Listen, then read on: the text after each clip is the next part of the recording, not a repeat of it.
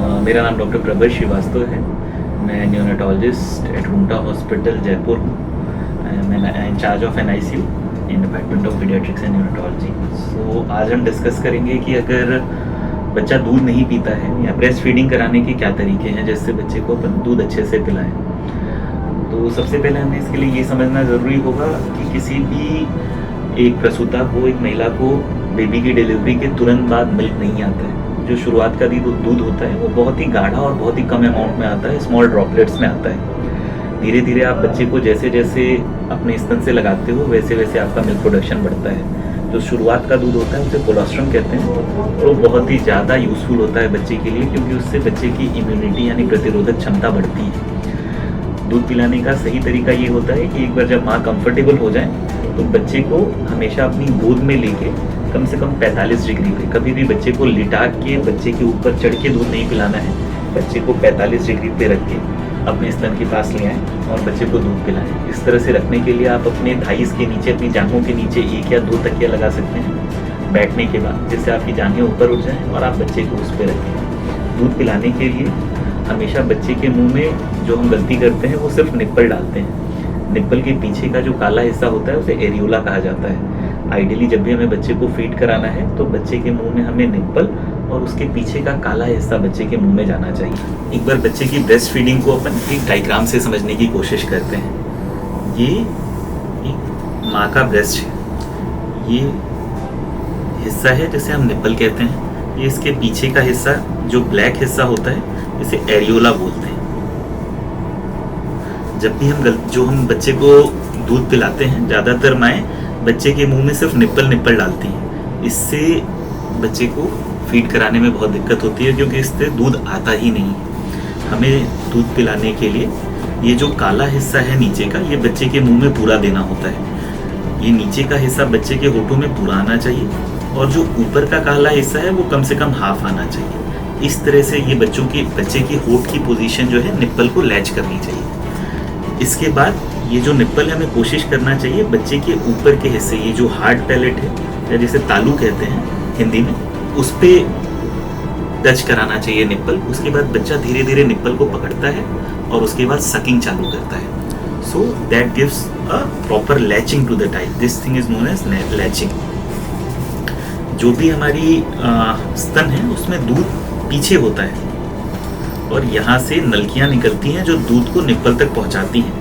तो कभी भी अगर ऐसा लगता है कि ब्रेस्ट मिल्क सही से नहीं आ रहा है तो आप ब्रेस्ट को पीछे के हिस्से से आगे की तरफ मसाज कर सकते हो, जिससे थोड़ा थोड़ा करके दूध आना शुरू हो जाएगा। किसी भी माँ को शुरुआती 3 से 5 दिन में दूध कम आता है और जैसे जैसे आप बच्चे को लगाते हो अपने स्तन से वैसे वैसे बच्चे माँ का दूध अगले 3 से 5 दिनों में बढ़ के नॉर्मल लेवल पे आ जाता है। किसी भी स्वस्थ माँ में ऐसी कोई कमी नहीं होगी जिस कारण उसमें दूध ना आए।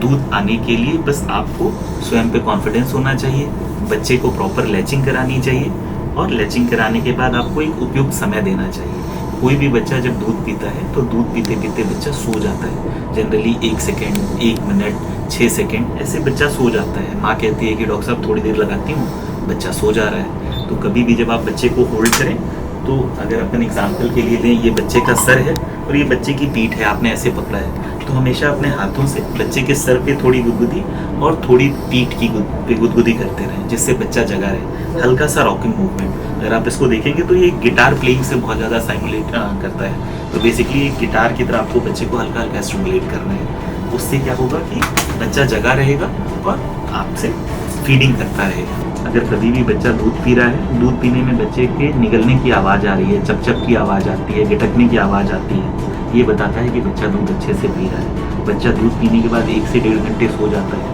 पूरे 24 घंटे में 5 से 7 बार सूसू कर रहा है। ये सारी चीज़ें बताती हैं कि बच्चे का हाइड्रेशन नॉर्मल है, बच्चा दूध के लिए रो रहा है। ये बताता है कि बच्चे के अंदर एनर्जी है, वो फीडिंग कर रहा है।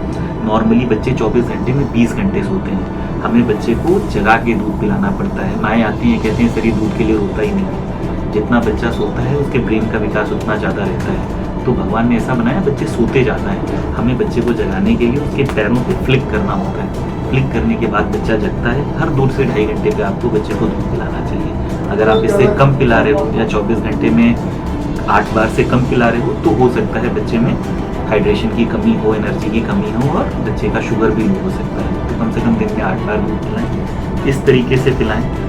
सिर्फ निप्पल मत डालें, आगे पीछे का पूरा एरिया लें और आगे की तरफ थोड़ा मसाज करके ले सकते हैं। अगर आपको ऐसा लगता है कि आपके दूध से बच्चे का पेट नहीं भर रहा है, ऐसे केस में आप बच्चे को फार्मूला फीड दे सकते हैं। 6 महीने तक गाय का, बकरी का, किसी भी जानवर का दूध नहीं देना होता है, सिर्फ माँ का दूध। अगर माँ का दूध कम है या ऐसा लग रहा है कि कम है तो आप फार्मूला फीड दें। फार्मूला फीड देने से पहले भी आपको बच्चे को कम से कम 20 मिनट्स तक अपने से लगाना है।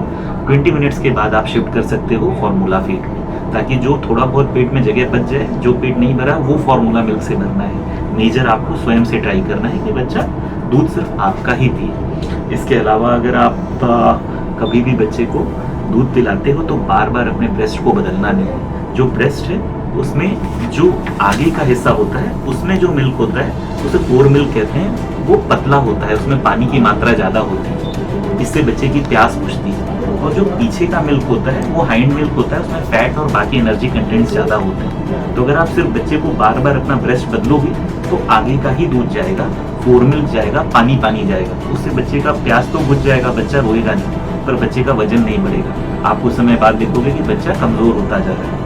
तो एक बार जब एक ब्रेस्ट पूरा खाली हो जाए तभी दूसरे ब्रेस्ट पे मूव कीजिए, ये काफ़ी ज़रूरी है। अगर आप ऐसा नहीं करते हो तो बच्चा कुपोषित हो सकता है, बच्चे का वजन नहीं बढ़ेगा, इम्यून सिस्टम नहीं डेवलप होगा, that will create a lot of problems for the baby. इसके अलावा अगर अपन देखें, कई बार दूध पिलाते वक्त हमारे निप्पल्स पे छोटा कट लग जाता है, उससे माँ दूध नहीं पिला पाती, तो उसमें ये जो पीछे का आखिरी का दूध होता है ये बहुत मदद करता है। जब भी आप बच्चे को दूध पिलाने, जो पीछे का दूध बचा हो उसको अपने निप्पल्स पे लगाएं, उससे हीलिंग काफ़ी प्रॉपर हो जाएगी। कभी भी दूध पिलाते वक्त अगर आपको ऐसा लगता है कि इस हिस्से में कोई लाली है, कोई दिक्कत है, तो थोड़े समय तक आप हॉट फोमेंटेशन कर सकते हो, हल्के गर्म पानी से अपने ब्रेस्ट को सेको, उससे भी फ़ायदा होता है, उससे आपका मिल्क भी सही होगा और आपको दर्द भी कम होगा। कई बार अगर आप बच्चे को लंबे समय तक ब्रेस्ट फीड नहीं कराते हो, उससे धीरे धीरे अंदर अंदर दूध जमा होता जाता है और दूध जमा होने के कारण आपको ब्रेस्ट के अंदर टेंडरनेस आती है। इसलिए बच्चे को रेगुलर दूध पिलाने से बच्चे का भी